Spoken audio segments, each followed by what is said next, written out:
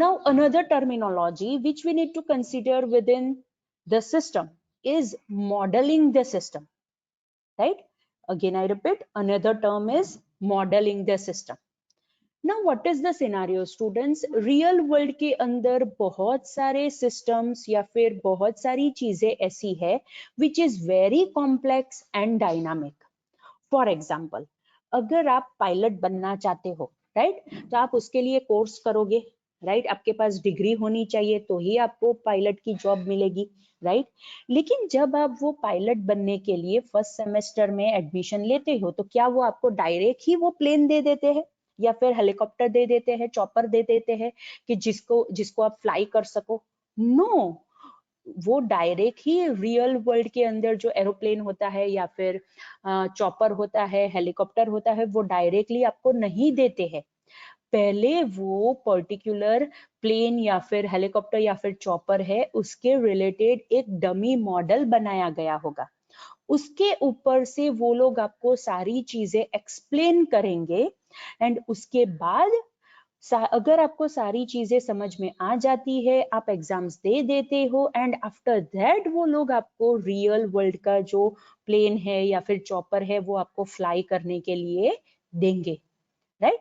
So this is the thing कि कहाँ पे ये मॉडलिंग सिस्टम यूज होती है।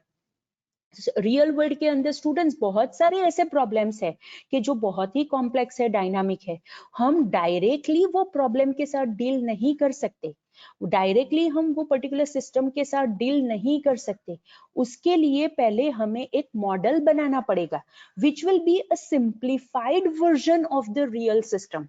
Again I repeat students, which will be the simplified version of that real system, ताकि हमें वो particular problem, वो particular system अच्छी तरह से समझ में आ जाए, right? उसके बाद हम actual system बनाएंगे, right? So this is the significance of modeling the system, कि हम model किसे कहेंगे, right? So we can say model is an abstraction or the approximation of the thing which is present in the reality. Again I repeat, model हम किसे कहेंगे? We can say it as an abstraction or it is an approximation, right? कि जो reality में present है, that is real world के अंदर present है, उसे वो represent करता है, right? जैसे मैंने आपको पायलट के कोर्स के रिलेटेड आपको एग्जाम्पल दिया, राइट। अब ये मॉडल का सिग्निफिकेंस क्या है, राइट? अगर हम कोई भी मॉडल बनाते हैं स्टूडेंट्स तो ऑब्वियसली वो हम क्यों बनाएंगे? ताकि जो भी रियल वर्ल्ड के अंदर सिचुएशन है, रियल वर्ल्ड के अंदर सिस्टम है या फिर रियल वर्ल्ड का जो प्रॉब्लम है उसके रिलेटेड हम अच्छी तरह से समझ सके, उसे एक्सप्लोर कर सके, उसके रिलेटेड इंफॉर्मेशन गेन कर सके, उसके रिलेटेड नॉलेज गेन कर सके, ताकि उसके बाद वो सिचुएशन या फिर वो प्रॉब्लम या फिर वो सिस्टम को हम डिफाइन करके सॉल्व कर सके, right. So this is the significance of the model, के जो हम रियल वर्ल्ड के अंदर जो सिस्टम है उसके रिलेटेड हम बनाएंगे, right. There are many different situation के फॉर एग्जाम्पल मैनेजर्स होते हैं, डिसीजन मेकर्स होते हैं कि जो मॉडल्स का यूज करते हैं ये समझने के लिए कि ऑर्गेनाइजेशन के अंदर एक्चुअली क्या चल रहा है। Again I repeat, managers, decision makers, बहुत सारे पीपल ऐसे होते हैं, राइट, वो मॉडल्स का यूज करते हैं ताकि वो लोग समझ सके कि ऑर्गेनाइजेशन के अंदर एक्चुअली क्या चल रहा है और वो अच्छी तरह से उसके ऊपर से डिसीजन ले सके, right. Now there are different types of models, right, that is first is narrative model. Again, I repeat, there are different types of models, and within that, first type of model is narrative model. As the name says, narrative model means it is based on some words, descriptions, right? इसीलिए उसे कहा गया है that is narrative model. Narration होता है वहां पे, right? Words के terms में हम सारी चीजें represent करते हैं, and it is a logical, right? वो physical model नहीं है. Again I repeat, वो physical model नहीं है, it is a logical model. Means we can say कि अगर हम narrative model की बात करें तो वहां पे हम जो भी description दे रहे हैं, राइट। रियल वर्ल्ड के अंदर जो सिचुएशन है या फिर रियल वर्ल्ड के अंदर जो प्रॉब्लम है उसके रिलेटेड जो हम डिस्क्रिप्शन दे रहे हैं, it can be in a written form और it can be in a verbal form, right. So that type of model कि जिसके अंदर रिटन फॉर्म के अंदर रियल वर्ल्ड के प्रॉब्लम के रिलेटेड या फिर रियल वर्ल्ड के सिचुएशन के रिलेटेड डिस्क्रिप्शन है या फिर वर्बल फॉर्म के अंदर डिस्क्रिप्शन है, that type of model is known as narrative model. And obviously organisation के अंदर तो ऐसी बहुत सारी चीजें प्रेजेंट होती है स्टूडेंट्स के जिसे हम नैरेटिव्स कह सकते हैं। फॉर एग्जाम्पल डॉक्यूमेंट्स होते हैं, रिपोर्ट्स होते हैं, इवन कन्वर्जेशंस होते हैं रिलेटेड टू द सिस्टम। वो सारी चीजों को we can consider it as a narrative and it can be used within narrative model, right. Alright, now the second type of model is obviously physical model, means we can say it is a tangible representation of the reality, right। मतलब ऐसा model which is present in a tangible form, हम जिसे touch कर सके, right. सो वैसे model को हम क्या कहेंगे, फिजिकल मॉडल कहेंगे। फॉर एग्जाम्पल जैसे मैंने अभी आपको वो पायलट के कोर्स के रिलेटेड बोला कि वहां पे जो रियल प्लेन होता है, रियल चॉपर होता है, उसका सिम्युलेशन किया गया होता है, दैट इज उसका मॉडल बनाया गया होता है, and obviously that is a physical model, right. कभी कभी ऐसा भी होता है स्टूडेंट्स कि ये फिजिकल मॉडल्स बनाने के लिए कंप्यूटर डिजाइन या फिर कंस्ट्रक्शन यूज किया जाता है, that is computer aided design. वो भी एक चीज है कि जिसका यूज करके हम ये फिजिकल मॉडल बना सकते हैं, right. For example 3D printing के बारे में अगर आपने सुना है, then it is also use to create a physical model, right. Another type of model is schematic model, and within schematic model it is a graphical representation of reality. Again I repeat, another type of model is schematic model कि जिसके अंदर graphical representation किया गया है of the real world problem या फिर real world situation, right. कि जिसके अंदर हम ग्राफ्स है, चार्ट्स है, फिगर्स है, डायग्राम्स है, पिक्चर्स है, वो सारी चीजें हम ये स्कीमेटिक मॉडल के अंदर कंसिडर कर सकते हैं, राइट। एंड ऑब्वियसली जैसे फॉर एग्जांपल अगर आपको कोई कंप्यूटर का प्रोग्राम बनाना है, राइट, तो वहां पे आप फ्लो चार्ट का यूज करते हो, then obviously flowchart is used in developing a computer program.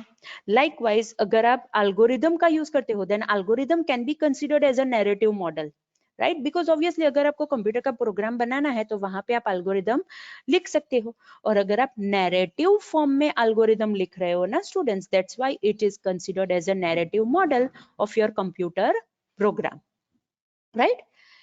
Now another type of model is mathematical model. Obviously वहां पे जो रियल वर्ल्ड का प्रॉब्लम है, रियल वर्ल्ड सिचुएशन है, उसे डील करने के लिए एरिथमेटिक रिप्रेजेंटेशन किया गया होता है, right. Again I repeat, mathematical model के अंदर क्या होता है, जो भी रियल वर्ल्ड का प्रॉब्लम है या फिर रियल वर्ल्ड की सिचुएशन है उसके साथ डील करने के लिए एरिथमेटिक रिप्रेजेंटेशन किया गया होता है।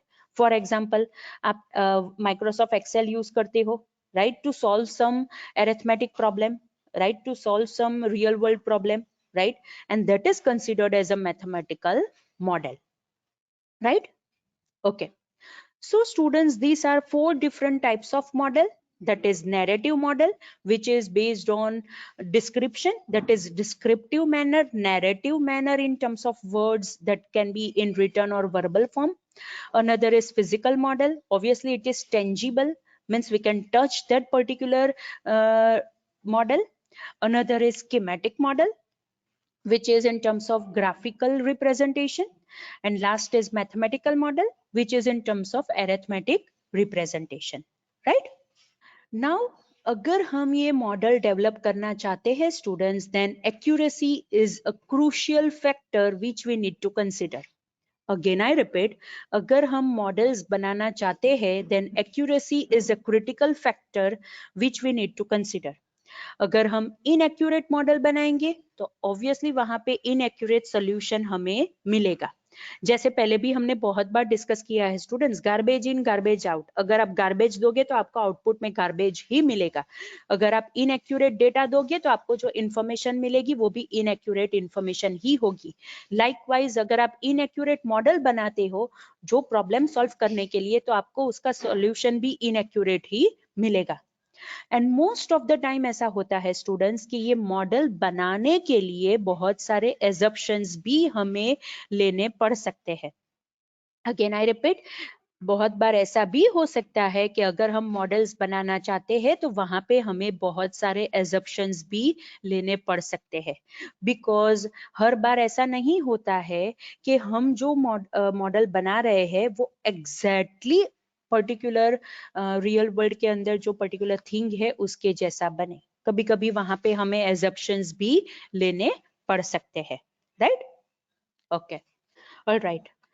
So students, this is the end of the topic, that is 2.1, definition of system in an organization, कि जिसके अंदर हमने देखा that is what is system in an organization, right? Organization के अंदर हम system किसे कह सकते हैं, right? Quality information क्यों important है, which are the two major areas of information system. फिर हमने देखा what is information system. Then we have seen many different terminologies related to the system, that is what is system boundary, configuration, knowledge, then what is system parameter and standards. Efficiency and effectiveness are the two different terms which can be used to measure system performance.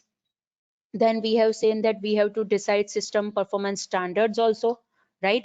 Then we have seen what is system variable and what is system parameters, right?